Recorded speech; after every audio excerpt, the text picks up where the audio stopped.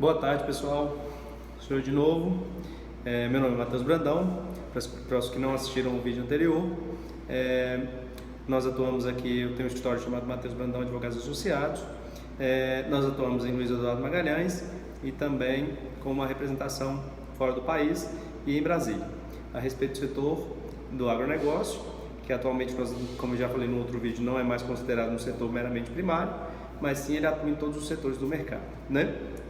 No vídeo de hoje eu vou falar com os senhores a respeito de um tema bem complexo, um tema que está gerando aí algumas questões relacionadas a disputas e a discussões no mundo jurídico e também no senso comum em relação às questões da reforma trabalhista e da sua atuação ou dos seus reflexos em relação ao campo.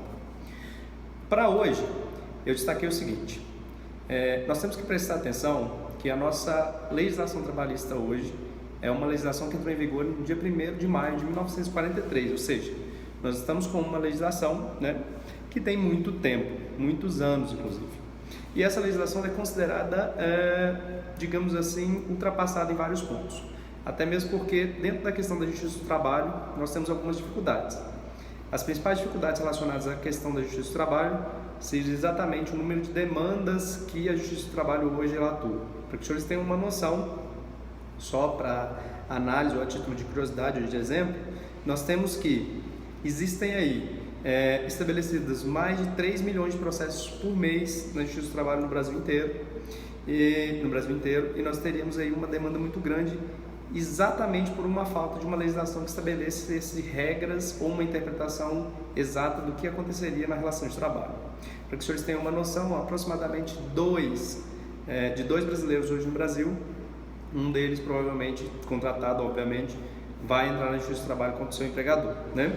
Isso gera problemas sérios para o Brasil e para a economia brasileira. Então nós temos muito dinheiro, muito dispêndio, muito esforço no mundo jurídico, contratação de advogados, processos correndo na justiça do trabalho, recursos, todos eles impetrados nas segundas instâncias da justiça do trabalho. Então isso é muito longo, muito demorado, isso causa grandes problemas em relação a todo tipo de análise em relação à questão econômica e a questão também de representação trabalhista no Brasil, né?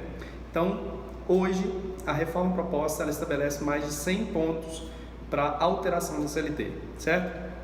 E da questão trabalhista.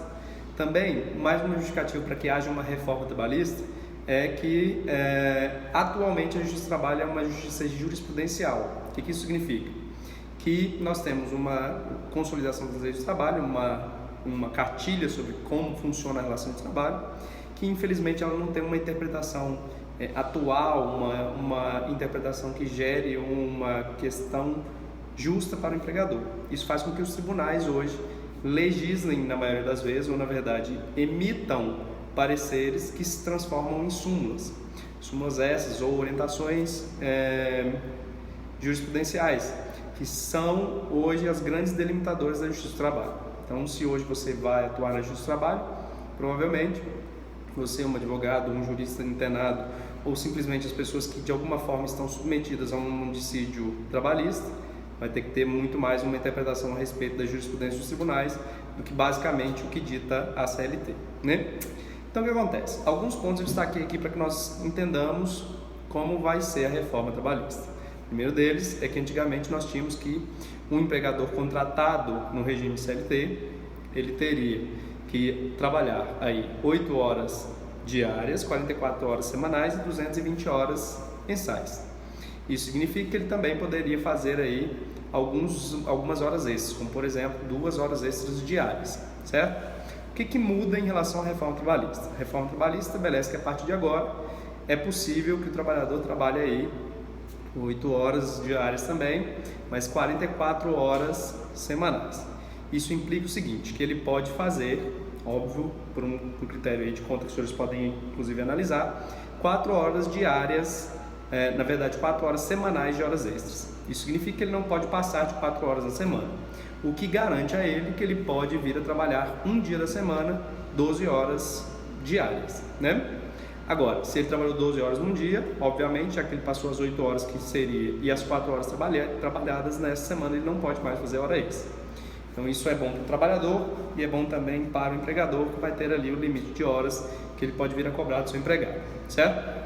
ou na verdade que o empregado pode vir também a complementar sua renda com essa questão de trabalho de horas extras, certo? Além disso tudo também, existem as questões aí das folgas, né? É possível que um empregado ele trabalhe 12 horas seguidas, isso pelo regime anterior, e posteriormente ele folgue 36 horas relacionadas a algum tipo de atividade desempenhada, né? Então, a lei ainda estabelece, a reforma trabalhista também estabelece que é possível que essa pessoa continue fazendo dessa forma, trabalhe 12 horas e folgue 36 horas, desde que, obviamente, também se estabeleça o limite de 44 horas diárias, né, 44 horas semanais, me desculpem, ou 48 horas semanais a partir, obviamente, das 4 horas extras que ele tem direito a fazer ou a trabalhar, né? Isso significa que no final do mês, o trabalhador, hoje, com a reforma trabalhista, ele vai ter aí mais ou menos 176 horas trabalhadas do mês, certo? E aí nós temos alguns critérios. Por exemplo, a reforma trabalhista ela já passou pela Câmara dos Deputados e ela vai ser ainda processada, ou na verdade ela vai passar pelo processo legislativo garantido pela Constituição no Senado Federal. Depois do Senado Federal, aprovado no Senado Federal, é que ela é remetida ao Presidente da República, e o Presidente da República ele pode vetar as questões da emenda trabalhista, na verdade da reforma trabalhista, ou simplesmente ele pode sancionar e aí a reforma trabalhista posteriormente entra em vigor, de acordo também com os critérios do direito. Isso obviamente é uma matéria um pouco mais ligada às relações processualísticas da Constituição, ou na verdade de competência do Legislativo e do Executivo no Brasil, certo? Há alguns outros critérios que devem ser interpretados, como por exemplo, quanto à terceirização. Então, o que acontece? Hoje, criou-se uma certa expectativa quanto ao procedimento de terceirização no Brasil.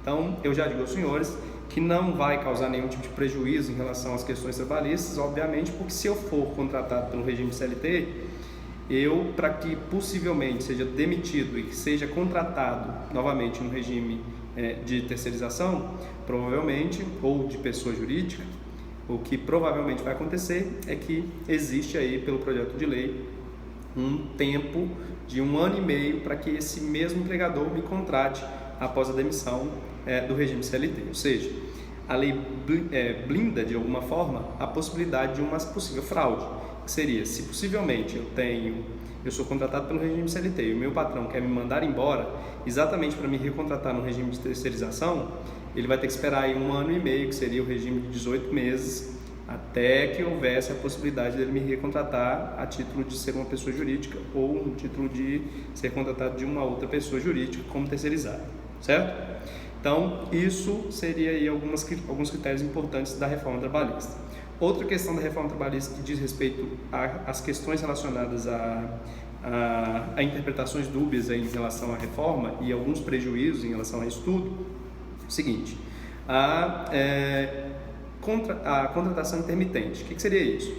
É possível hoje, ou na verdade com a reforma trabalhista, vai ser possível uma regulamentação de pessoas que trabalham, ou de funcionários que trabalhem também no regime de contratação por horas trabalhadas. Isso é um avanço gigantesco, inclusive no setor do agronegócio, que é o foco aí que eu gostaria de explicar para vocês. Por quê?